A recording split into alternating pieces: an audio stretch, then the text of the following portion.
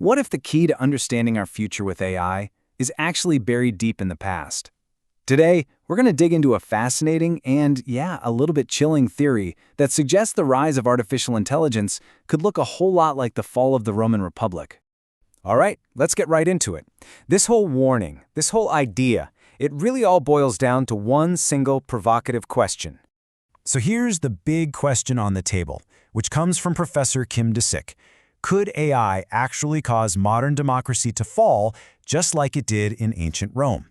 He's basically arguing we should look at this history not just as some old story, but as a potential blueprint for the future we're building at this very moment. And Professor Kim has a name for this possible future: techno-feudalism.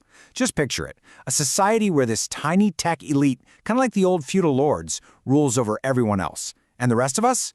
We're just completely dependent on their automated systems, living on some kind of basic income. So the question is, how on earth do we get from here to there? All right, let's break down the step.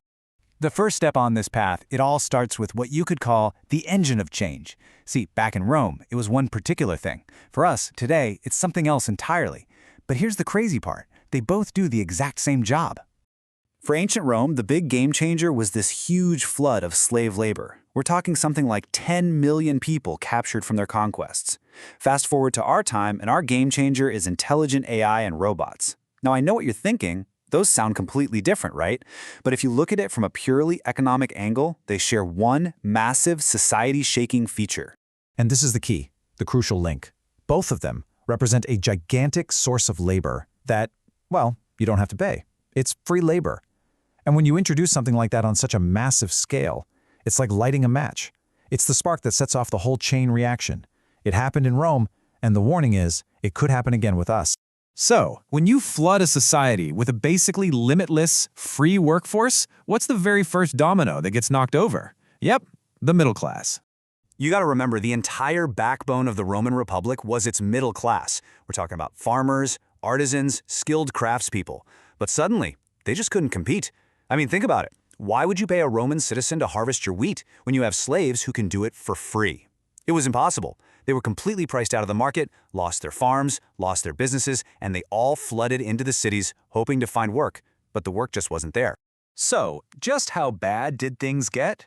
Well, at the absolute peak of this crisis, late in the Roman Republic, the unemployment rate hit, get this, 40%. 40. That is just unbelievable.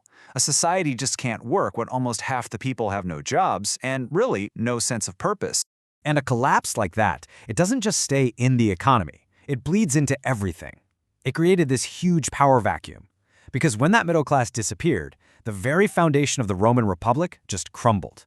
And that paved the way for a totally new kind of ruler to step in. You can see the whole domino effect right here. It's a clear path. First, the free labor shows up.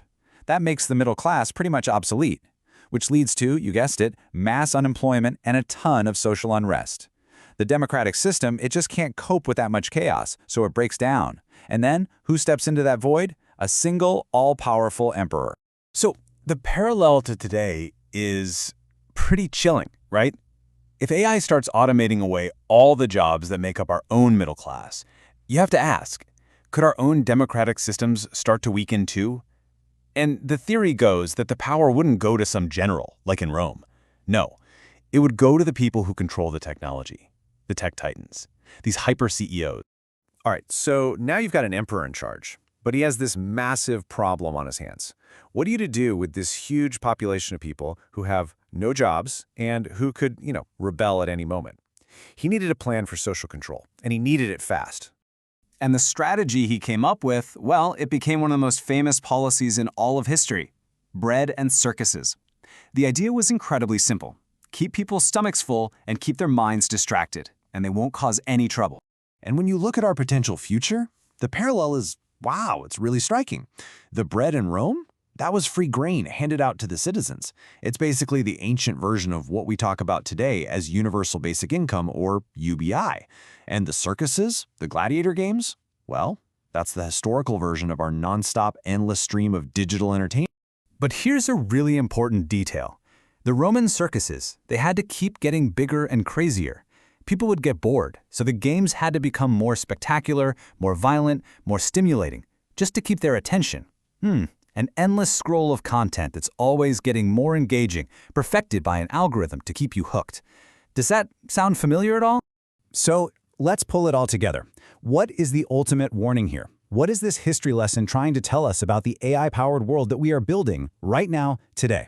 The risk, the dystopian future we're being warned about, it's a future that doesn't look like some crazy sci-fi movie. It looks a lot more like ancient history. It's a world where most of us aren't really active citizens anymore. We're more like dependent subjects, living in a new kind of feudal system, kept quiet with just enough money to get by and an infinite supply of distractions, all while a tiny, tiny elite holds all the actual power. And that really leaves us with one final and I think absolutely critical question. As we build these incredibly powerful new technologies, are we actually thinking about it? Are we consciously trying to build a future that empowers everyone?